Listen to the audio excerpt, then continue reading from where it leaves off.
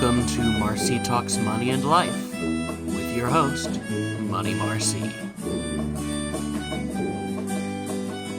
Hello, I am Money Marci. Welcome. I am thrilled to welcome today's guest, Melissa Murphy Pavone. Melissa is a certified financial planner and certified divorce financial analyst with over a decade of experience helping individuals navigate divorce with clarity and confidence. As the founder of Mindful Divorce Partners, she specializes in collaborative divorce planning, financial education, and helping clients make informed decisions during one of life's most challenging transitions. She is the author of Divorce by Design, a practical guide to building the right divorce team and protecting your financial future. Welcome, Melissa. Thanks so much for having me, Marci. I'm excited to be here. I'm thrilled to have you. I'm trying to understand a little bit about what you do. I guess I should say I understand a little bit about what you do, but it's much bigger than that because it looks like you're a mediator, but you also work with divorces that are handled by attorneys and all of those other things. So you're a big piece of that puzzle. I am, and I can come in at different parts of the timeline and act in different capacities too. So hopefully by the end of this talk, you'll understand a little bit more. Happy to answer any and all questions you and your listeners may have. Okay, well, to my mind, I guess the best way to describe you would say you are a divorce-centric financial planner.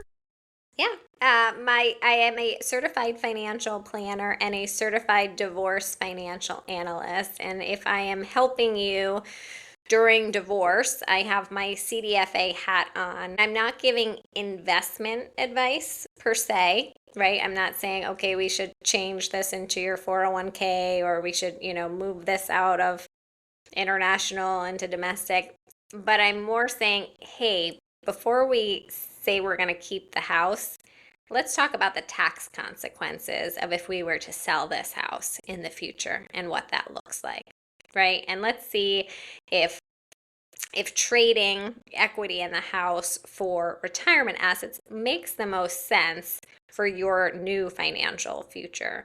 So it is very much helping you get through the transition of divorce, but looking at future you, which is really important because when people are in divorce, it's emotionally exhausting, it's financially devastating, and they're honestly just trying to get through the day, right? They're not really looking and they can't, right, have the capacity to look past the day to say, how are these decisions that I am making today going to impact me in the future, right? So I have the ability as a CDFA to zoom out and look to see how this will play out 5, 10, 20 years down the line, these decisions, how they'll impact your future.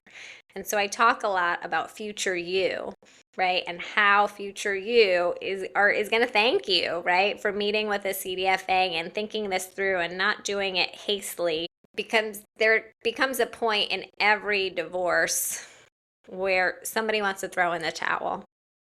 They're tired, they're drained financially, emotionally, and they're just like, I don't care anymore, right? I just need to be done. I need to find peace. And that's exactly when we sort of have to pump the brakes and slow down. Instead of speeding up and just ripping off the Band-Aid, really slowing down and being thoughtful and intentional about the next decision. So they're not emotional decisions and that they're financially sound for your future. You're also a certified financial planner, and I assume that means you have clients that you do financial planning that has nothing to do with divorce. It is, yes. It's two separate companies. One is called Mindful Financial Partners, and one is called Mindful Divorce Partners. And so when you are done with divorce, should you need a financial planner, I'm happy to help you on the other side. And I have some clients that are happily married, right, or happily single and never got divorced, and that I help with on the financial side. But it's very important to know when you're going through divorce that your CDFA has your best interest in heart and is not looking at it in their best interest, but really looking at what's in the best interest for your future. Okay, and normally I start with the question of how did you get here, but because what you do involves a lot of hats, I figured I wanted to start with the hats. Yeah. And then I can say, okay, How did you get here? Yeah. My why is my mom. So I am a child of divorce, and my mom made a lot of decisions with her heart instead of her head. And it has impacted her ability to retire. And it has made it my mission to really educate and empower my clients so that they really understand what they're agreeing to now and how the decisions that they're making today are going to impact their future. Oftentimes, we think we know what we're signing, but we don't really stress test it, right? Nobody really sort of plays that devil's advocate because, right, there's divorce fatigue. You're tired, you're exhausted, the attorney bills are piling up, and you just want it to be over. And so that's where I come in to really make sure that we dot our I's and cross our T's so that there is no divorce remorse later on, right? I don't want you to regret something or wish that you coulda, woulda, shoulda. If we are educated and empowered, then we're making informed decisions through the process.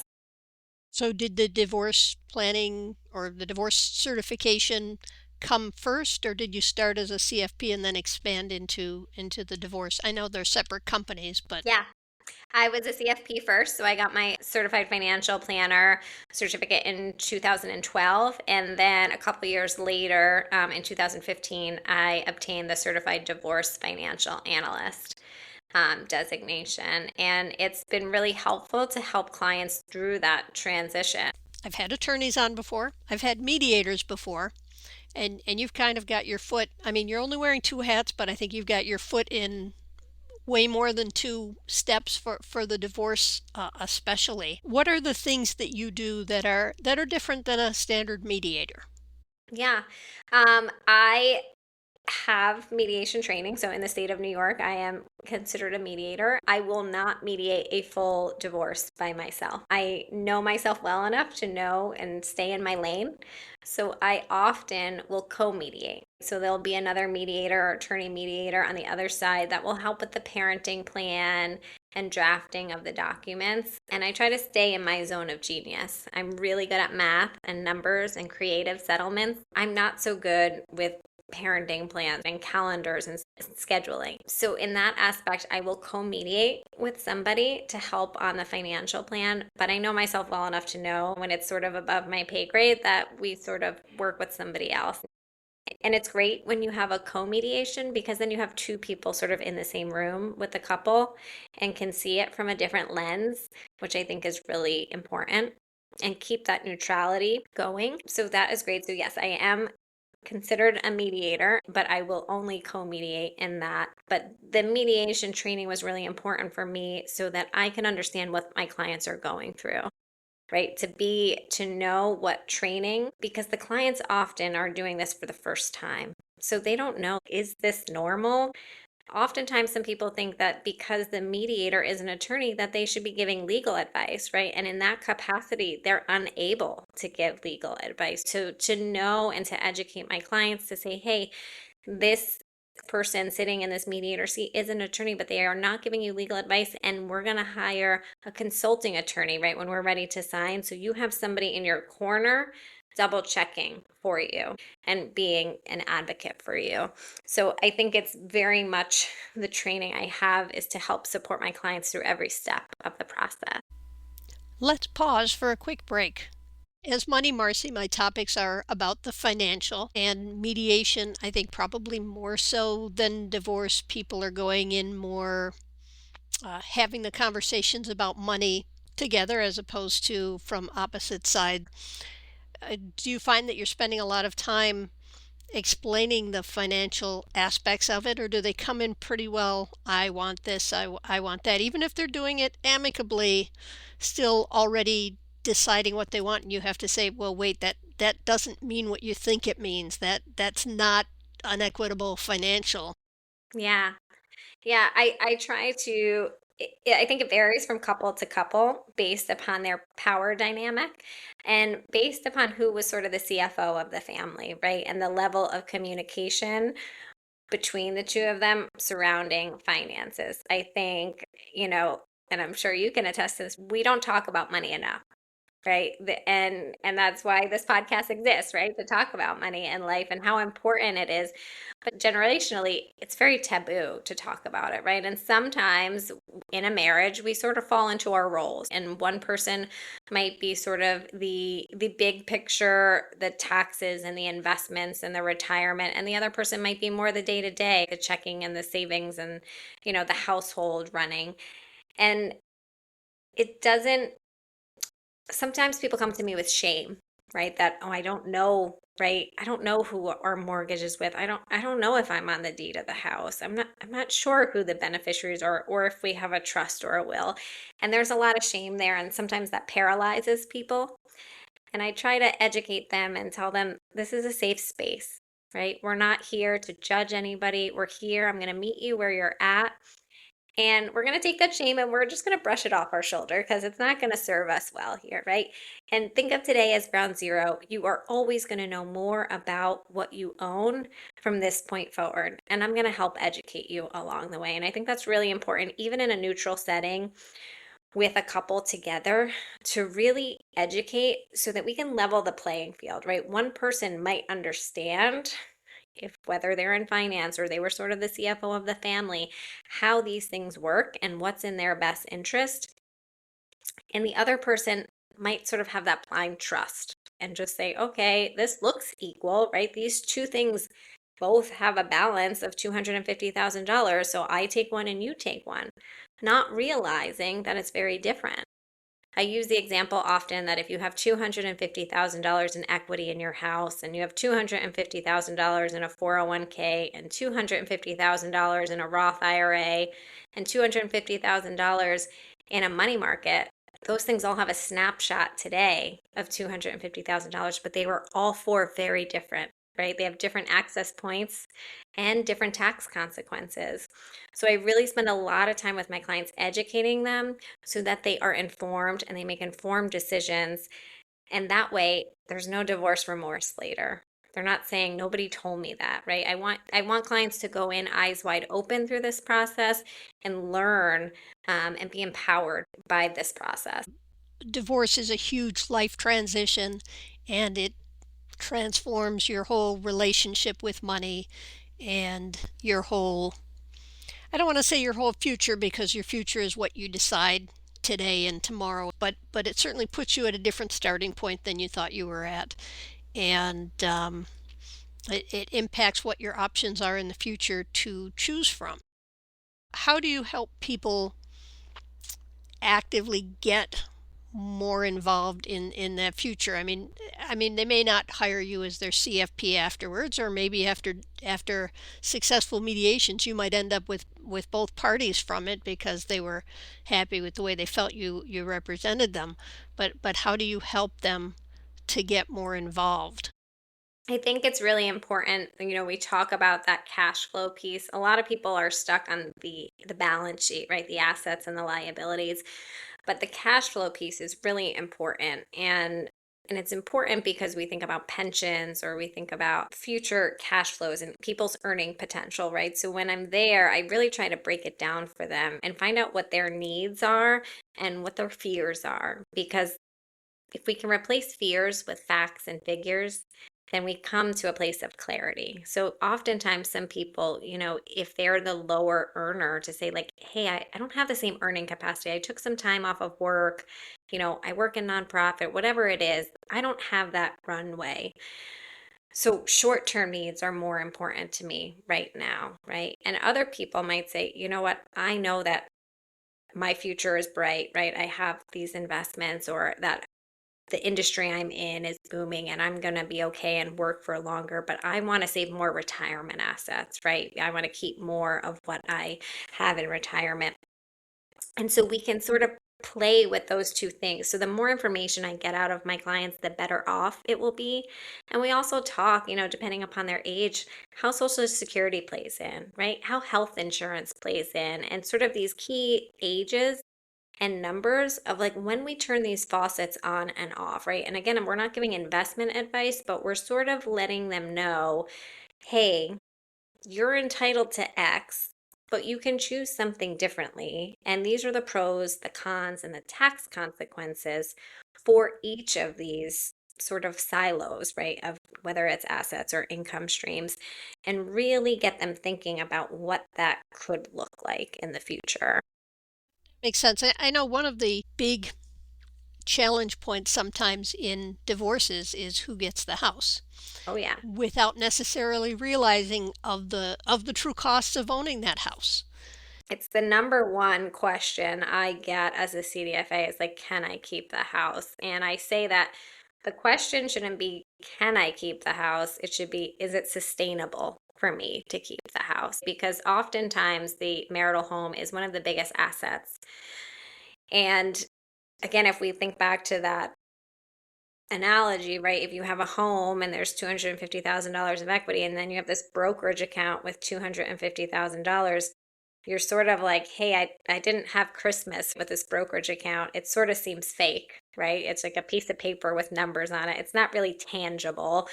But the house, you might have raised your kids at this house, right? You have holidays and memories at the house. So there's an emotional standpoint of the house. And there's also that, I want to say, like stickiness to say, am I emotionally ready to pack this house up and move or sell it, right? And you might just not be emotionally ready yet. But I caution people who want to either, assume the mortgage or refinance or buy their spouse out to really do the math. And that's part of the exercises that I do with them, is to really lay out, hey, it's not just sell now or buy out. There's a couple of other creative solutions that we can do, depending upon your children's ages. Maybe we co-own it for a few years until they graduate. Maybe we rent it out. Maybe, there's some things that we can sort of do that are outside the box solutions, depending upon the family dynamics and the facts of the case. But I want them to know the true cost of running that house. And that goes back to really knowing your numbers and what that cash flow looks like, because oftentimes people don't know, and they say, all right, my mortgage is X and I make Y, so I can cover my mortgage and my homeowners and my taxes. I'm fine, right? And I say, okay, well, what happens if we need a new roof? What happens if the boiler breaks? What happens if the HVAC system needs to be replaced? These are all things that are not annual. These are big ticket items that require a sizable emergency fund that somebody has access to. So I don't want people to become house poor and then not be able to travel or enjoy their life because all their nest egg is in a house that they don't really have access to. So it's really important to sort of look at that. And I guide my clients to look at what this could look like. And sometimes they just need a little pause. They're necessarily like, yeah, I don't necessarily want to keep this big house by myself, but I'm also not ready to sell it right now, right? So maybe that just means we need a little bit more time to sell it, that it can't just be now, right? There's a lot of variables in it. But walking them through that exercise to really know the true cost of owning that home and running that home, because what you don't want to do is buy it out at all costs, give up retirement or brokerage or liquidity, and then end up selling it later and having a capital gain situation that nobody explained to you. So I really am thorough when it comes to the house, and sort of, even if they agree and they're already like, I'm dead set on either keeping the house, I really go through the exercise and illustrate out what it will look like so they know selling it now versus selling it later, assuming the mortgage versus refinancing, trading the retirement account versus trading something else, and really getting in the nitty gritty with the numbers. Let's pause for a quick break. Are you writing a book? Do you need an extra set of eyes on it? To make sure it's going in the right direction, to catch problems you really need to fix? I can help with that. This is Karen Martinez, professional editor and frequent guest on Marci Talks Money and Life. I offer a special service, the extra set of eyes. I help you bring your ideas to life by asking insightful questions and checking your structure, theme, and tone. Call 480-485-7780 or go to myextraeyes.com. That's 480-485-7780 or myextraeyes.com.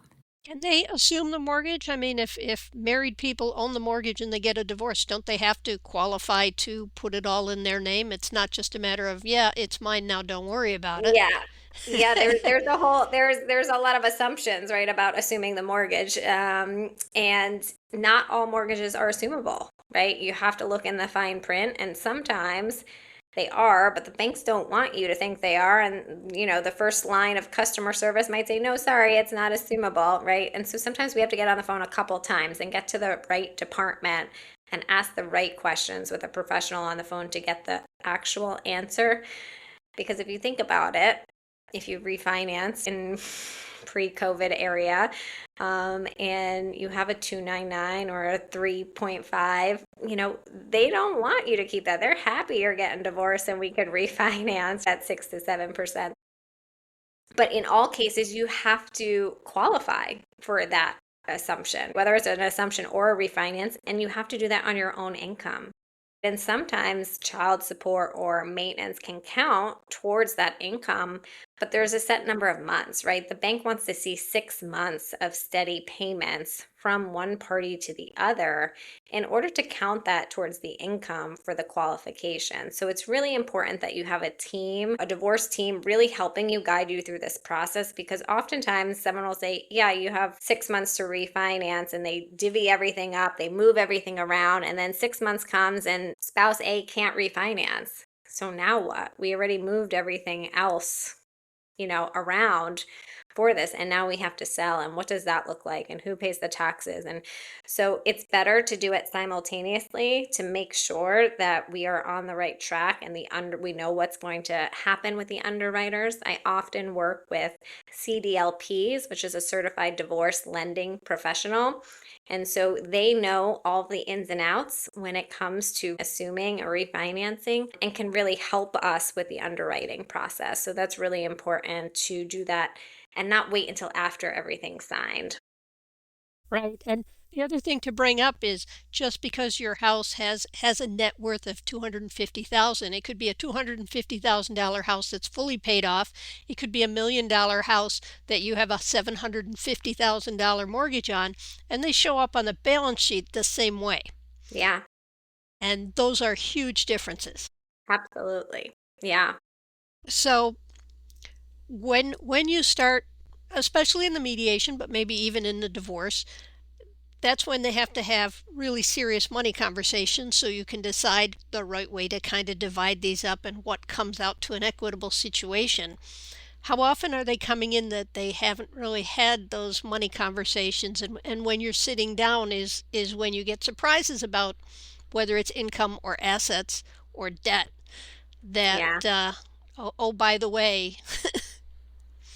Yeah. Oftentimes, again, this is very, case by case, but if they're coming in, there usually has been a breakdown in communication, right, along the marriage, and usually it is around the finances. And so there is often an imbalance in sort of financial literacy between the couples, but also a breakdown in that communication. So one person might say, okay, we have this nice house and nice cars and all these things, and we're doing well, right? You make a lot of money. I see the tax return, not realizing that they're highly leveraged, right? That there's a lot of debt, that we're not saving towards retirement. We're not putting $2,500 towards retirement, but we are spending $2,500 a month on travel, soccer, for our children, right? So there's a lot of aha moments, and sometimes I'm the bearer of bad news when it comes to doing it and having these conversations. But I think it's really important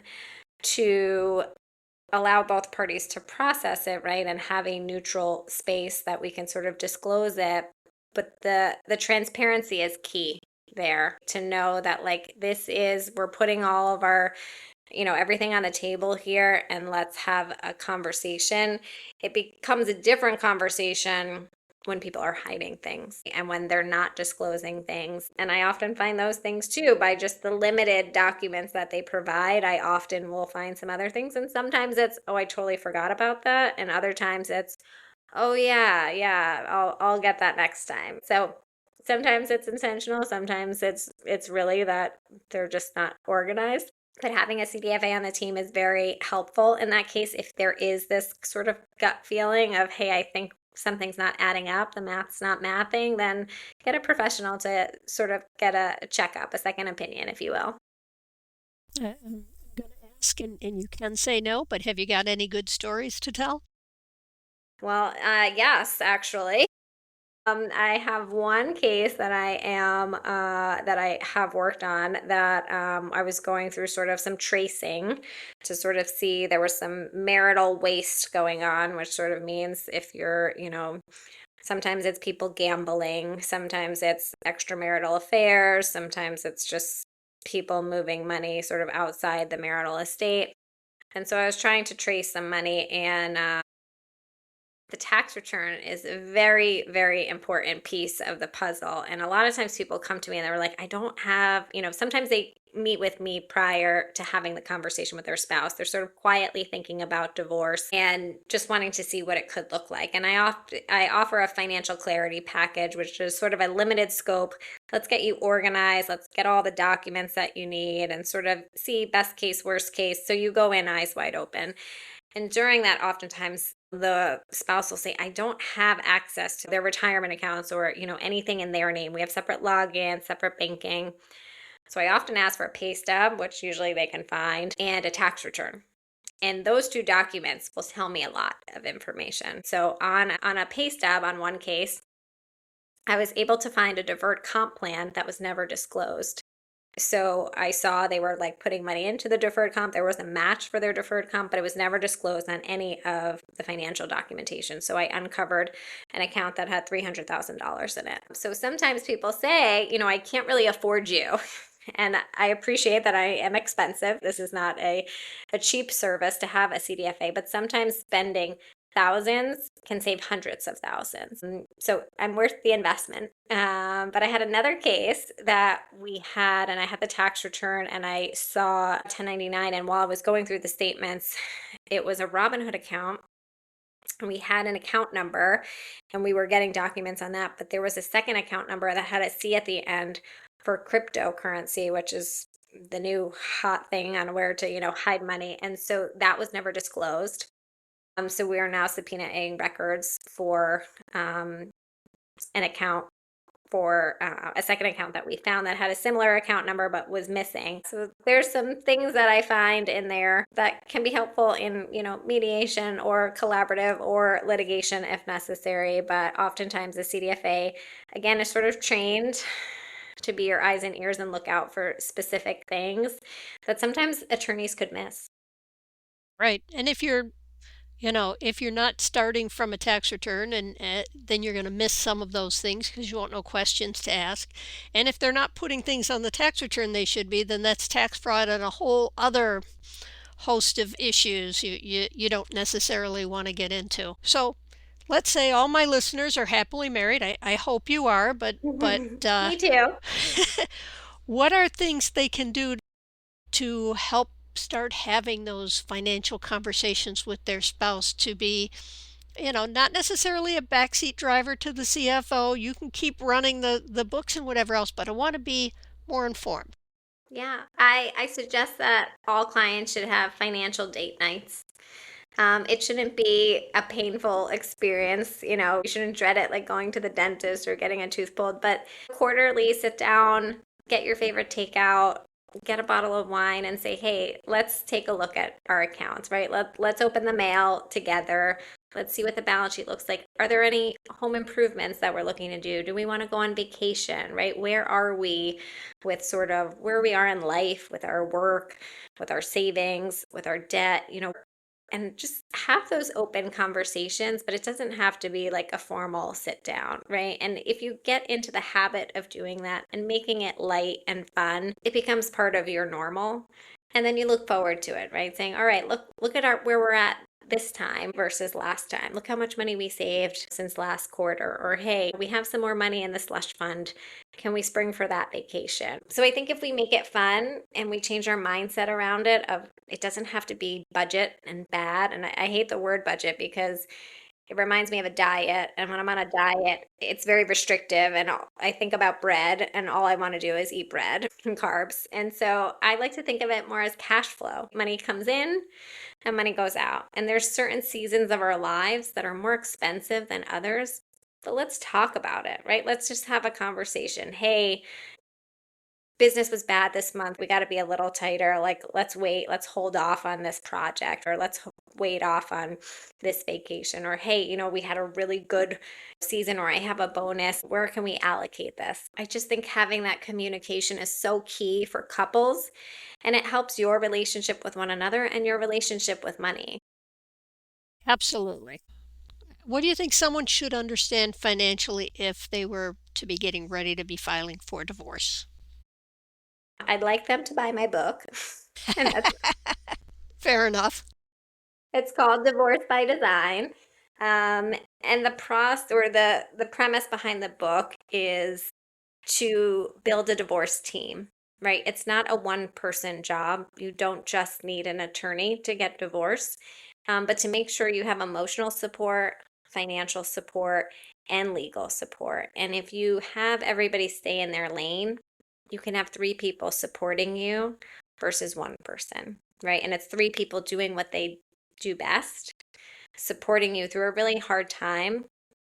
So to just go in eyes wide open and feel supported. During your wedding, there's often a bridal party, right? A team of people, there's celebrations, there's people supporting you throughout it, and it takes a lot of planning. But often when it comes to divorce, people want to do it quick and fast. And I caution you to not do it too fast and not do it too quick, so that you don't have divorce remorse, and that you are doing it thoughtfully and really understanding the consequences and the decisions that you're making today and the impact they'll have on future you. So really, that divorce framework of building a team, feeling really supported, so that you're coming from a place with information and empowerment. That's good advice. Do you have anything else you want to mention that maybe we haven't covered? I love the fact that you're just talking about money in general. I don't think enough people talk about it. We sort of show, right, if we have money, and money means different things to different people, right? But really becoming open and honest with yourself about your relationship with money and with your partner can save everybody, and hopefully that you don't have to come see me for divorce. And I am very pro staying married. I'm still married, and I would hope that listening to podcasts like these and removing the stigma of talking about money will have a ripple effect in the world. Thank you so much for being my guest today. We appreciate you taking the time to join us here. Thanks so much for having me. It was great speaking with you, Marci. Thank you. And to my listeners, I will be sharing a link to Melissa's information in the show notes. Please check her out. She has a lot of interesting information. Remember, she is an investment advisor, not just a divorce advisor. And don't forget to subscribe, leave us a review, and stay tuned. I'll see you next time. This has been Money Marci on Marci Talks Money and Life. You got this.